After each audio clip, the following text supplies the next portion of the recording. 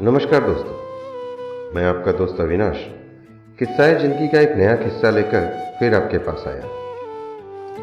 वो ट्रेन के रिजर्वेशन के डिब्बे में बाथरूम के तरफ वाली सीट पर बैठी थी।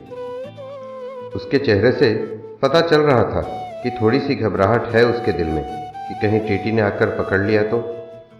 कुछ देर तक तो वो पीछे पलट पलट कर टीटी के आने का इंतजार करती रही। शायद सोच रही थी कि थोड़े बहुत पैसे देकर कुछ निपटारा कर लेगी।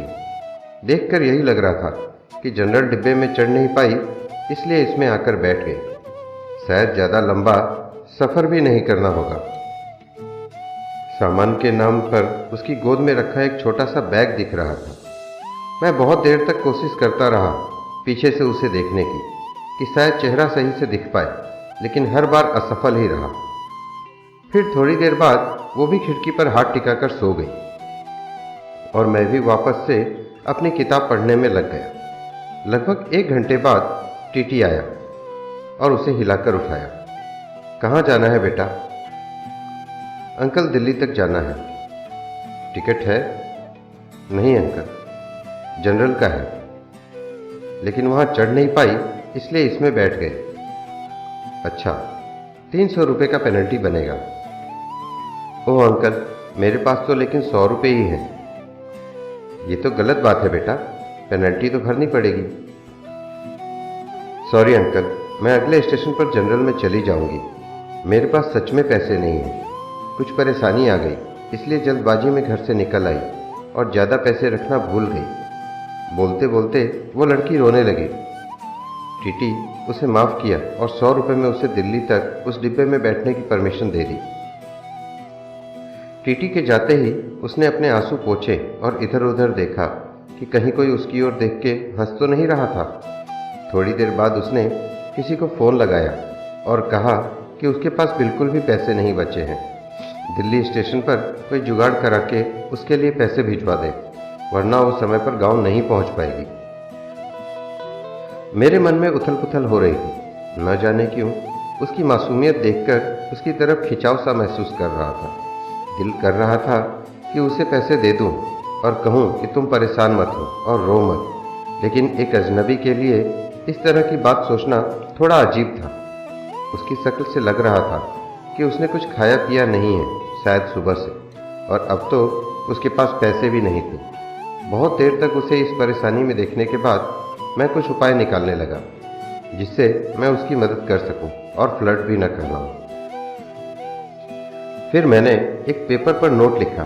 बहुत देर से तुम्हें परेशान होते हुए देख रहा हूँ। जानता हूँ कि एक अजनबी हम उम्र लड़के का इस तरह तुम्हें नोट भेजना अजीब भी होगा और शायद तुम्हारी नज़र में गलत भी, लेकिन तुम्हें इस तरह परेशान देखकर मुझे बेचैनी हो रही है, इसलिए यह 500 रुपये दे रहा हूँ। तुम्हें कोई एहसान न लगे, इसलिए मेरा एड्रेस भी लिख रहा हूँ। जब तुम्हें सही लगे मेरे एड्रेस पर पैसे वापस भिजवा देना।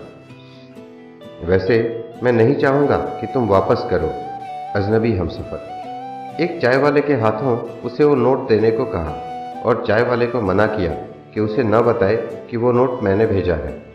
नोट मिलते ही उसने 2-3 बार पीछे पलटकर देखा कि कोई उसकी तरफ देखता हुआ नजर आए तो उसे पता लग जाएगा कि किसने भेजा है। लेकिन मैं तो नोट भेजने के बाद ही मुंह पर चादर डालकर लेट गया था।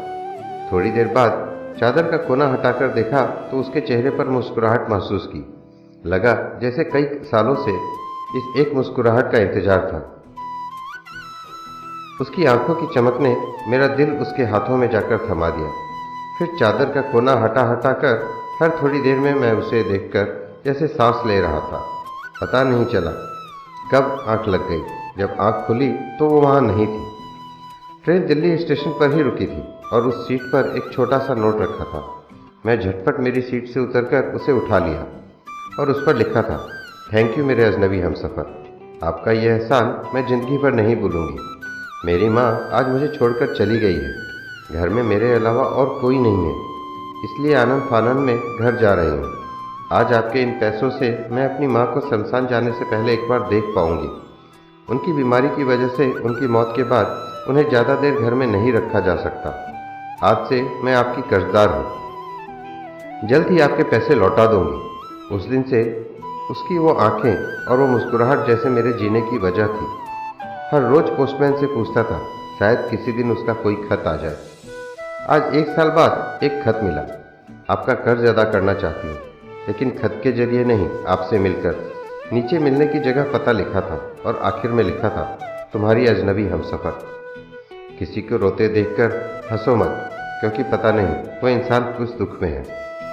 दोस्तों, कहानी अच्छी लगे तो लाइक शेयर एंड सब्सक्राइब कर दें। धन्यवाद। अजनबी हमसफर।